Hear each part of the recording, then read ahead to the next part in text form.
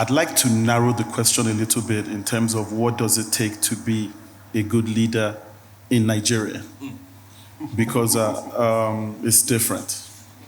It's different, or it's more. I'll start from what Michelle, I really like the foundation she laid. You require that industry knowledge. It's the price of admission. The education, the industry knowledge is the price of admission. You've come to NOG, you have a badge, but you could just sit in the lunchroom and miss everything. So it's just a price of admission. It doesn't make you successful. What do we need to be a leader in Nigeria? Not even just in our industry. You need a vision.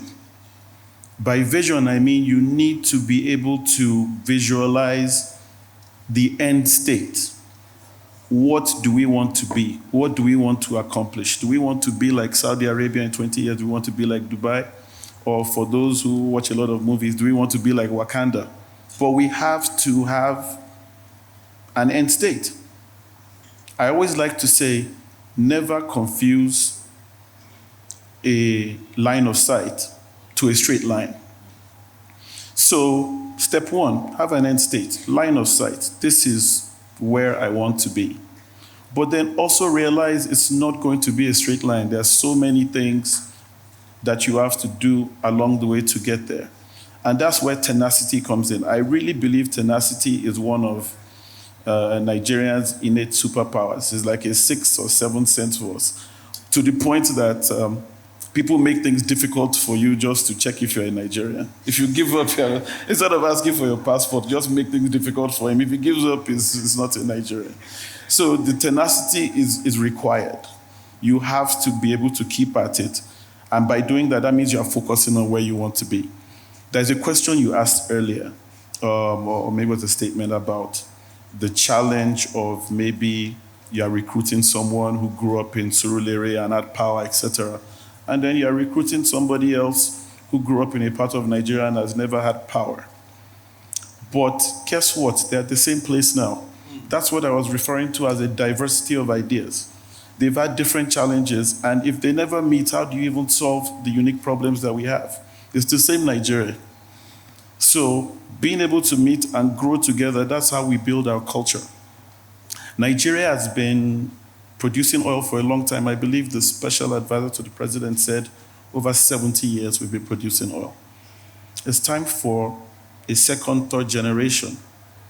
It's beautiful that we spoke about AI, and you're not really going to say, I believe it was Michelle that said, you're not going to say you know AI more than the young people of today. It's the same thing. I don't believe, and I'm going to just go right and say it, I don't believe that the IOCs are in a position to say they know exploration and production, at least in onshore, more than the indigenous companies today. We face different challenges. We've learned, and now it's time to grow. There's a lot of, as we all know, indigenization going on. It's not by accident. It's part of our life cycle. So now when it's in our hands, what is our end state? What do we want to accomplish or achieve? And how do we want to ensure that there's a continuum to the next generation? Those are the things we look at. We have, I'm glad we spoke about, IOCs training Nigerians and giving them the opportunity. The indigenous companies do it now. We personally, or well, not personally, the company, but we all take ownership in Oando. We like to think, I believe we're a family. We have an Oando Graduate Accelerated Program. We bring together all these people. It's a diversity of ideas, diversity of people. You stay with us for 2 years. You are thrown into the deep end. We have a few in the audience with us here. And we believe that is how you train leadership. The first thing is you must be a leader yourself. You cannot be a follower and you're trying to train leaders. They must be able to look up to you. You must be able to inspire, and you must be able to show them a vision, knowing that you will not always be there, such that they can take up that mantle with their new ideas, which you cannot have. Your education, your exposure is different. It's a dynamic environment. 10 years ago, the idea of remote work was implausible. Now we were forced into it by COVID. But guess what? In some traditional work environments, as soon as we all return to the office, a lot of companies don't look at this remote work as an advantage. Now, well, some people are trying to phase it out. Everybody must be in the office, not realizing that we may have just acquired a new skill. Young people don't think like that. It allows them to have more of an open mind, and really, they're the majority. Nigeria is a young country.